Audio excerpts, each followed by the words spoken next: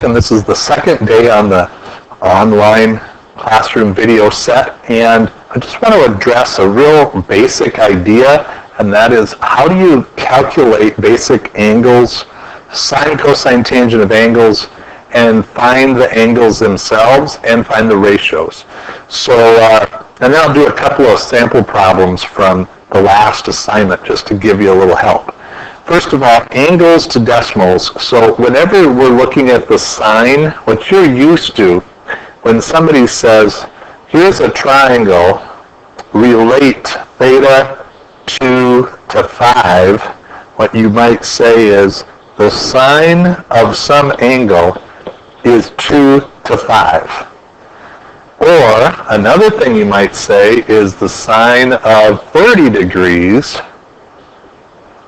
is what? Okay, well, the sine of 30 degrees is actually going to be 1/2. That's the ratio.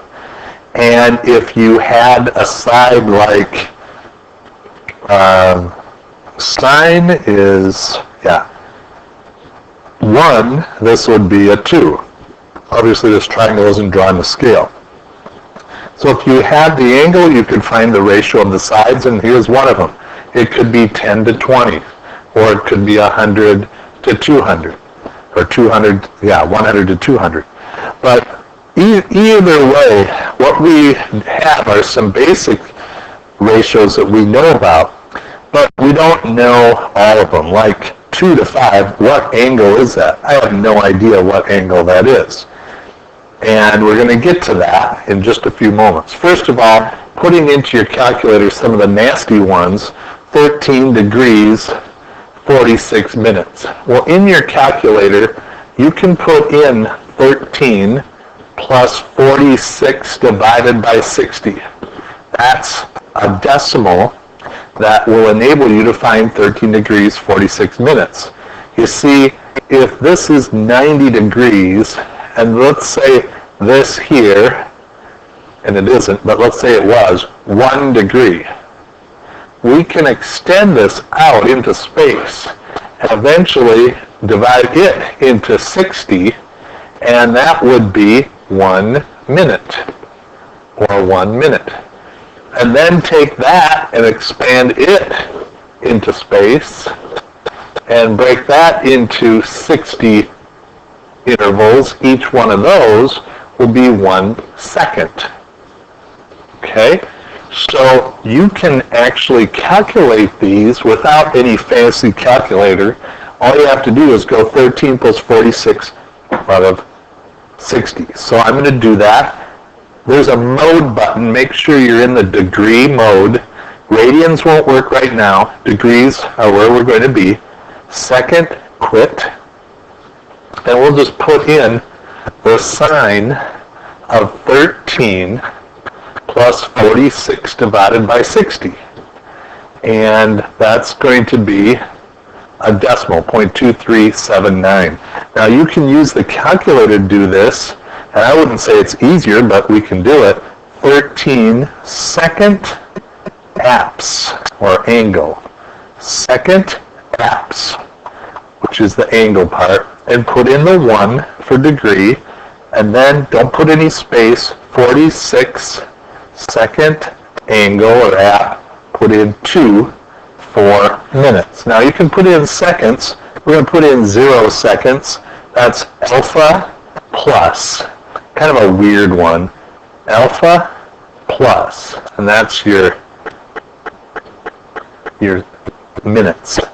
And when I hit enter, you'll see the same decimal, 0.2379. So that's how you take a degree and turn it into a ratio. So this is an angle, and turn it into a ratio. But what if you know the ratio and you're looking for the angle?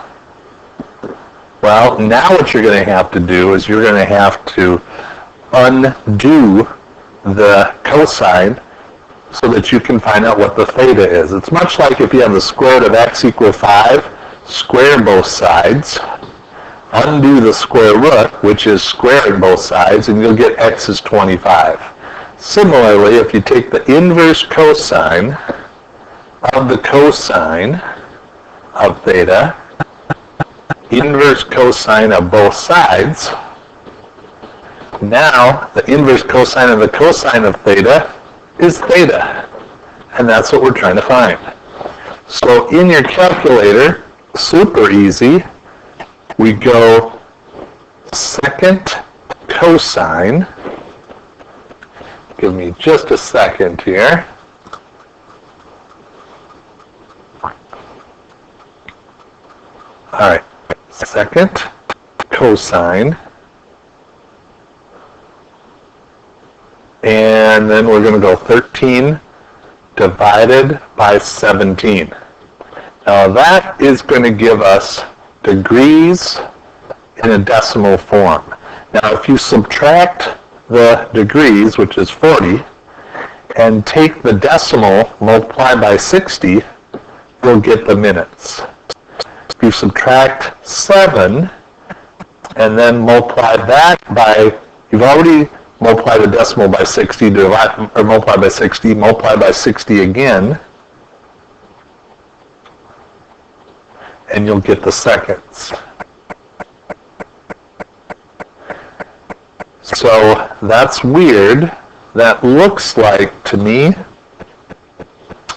40 degrees, 7 minutes, 9 seconds. 40 degrees, 7 minutes, 9 seconds. Now watch what happens if you go second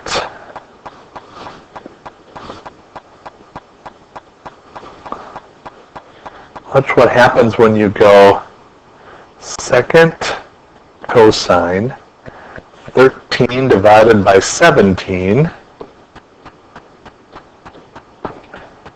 and then go second app, or second angle. The one that has degrees, minutes, and seconds is number 4, DMS. And that should give you your answer, 40 degrees, 7 minutes, and 9 seconds. So that's how you change the sign of some crazy angle, minutes, seconds into a ratio, and how you change a ratio into degrees, minutes, and seconds with your calculator. Just a quick review: if you have a 45-45 triangle, and you have 2, this will be 2, this will be 2 square root of 2. Likewise, if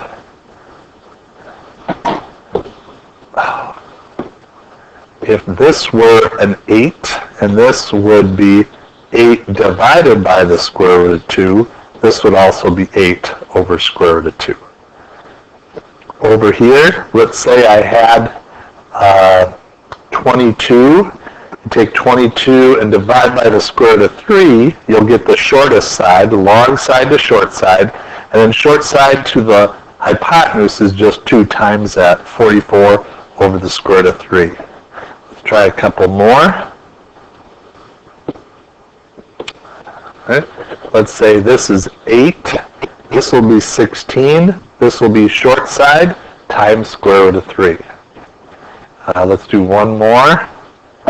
If we start here at 11, this will be 11 over 2. This will be 11 square root of 3 all over 2. Here were a couple of problems that were assigned on the previous day. It might help to see kind of how these work out. The first one, if this is 60-60, this will also be 60. That means these will all be lengths of 2. Well, if you have a 30-degree angle here, 90 here, and this length is 2, you know the short side is 2. This will be 2 times the square root of 3, and you're done. The next one, if this is 8 over the square root of 3, then to get to the smallest side, it will be 4 square root of 3, because it's half that. Well, then if this is 4 square root of 3, the long side, and this is a 30, 60, 90, then if you take the long side, divide by the square root of 3, you're going to get what x is, which is 4 units. So this one would be 4. Some people also would do it this way, which I think is kind of cool. The hypotenuse is 4 square root of 3. This length, this will be half 4 square root of 3, and this is going to be, the long side of this is going to be 4, the whole thing here is going to be 4 square root of 3 times square root of 3. So this is going to be 4 square root of 3 times the square root of 3. So that's just going to be 12.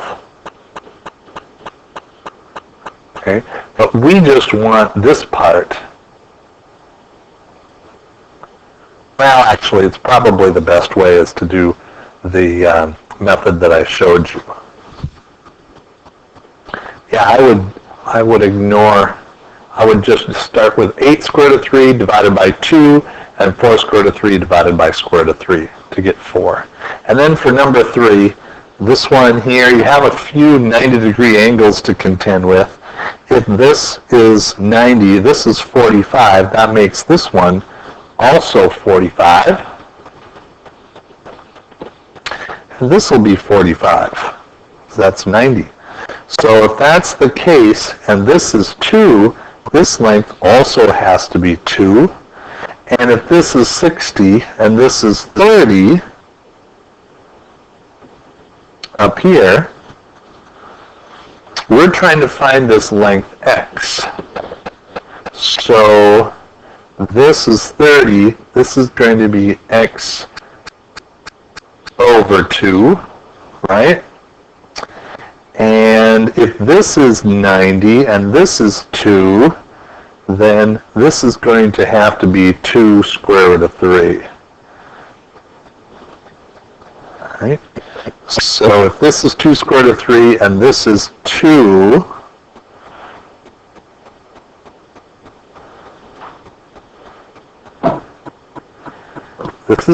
this is 2 square root of 3. 2 plus 2 square root of 3. If you divide it in half, you'll get this base part. And then if you, if you divide it by the square root of 3, divide by the square root of 3. So that's going to be 2 over the square root of 3 plus 2. Okay? So when you go over to this, it's just going to be double that. 2 times 2 over the square root of 3 plus 2, which is going to be 4 over the square root of 3 plus 4. Like that. That's cool. So those are those 3. You complete the next ones for assignment day 2. If you go through day 2, you can see some more of those to practice. And they're just real nice. Knowing those 30, 60, 90, 45, 45, 90 triangles, you can solve those pretty handily. And then there's an excellent challenge one for you at the end.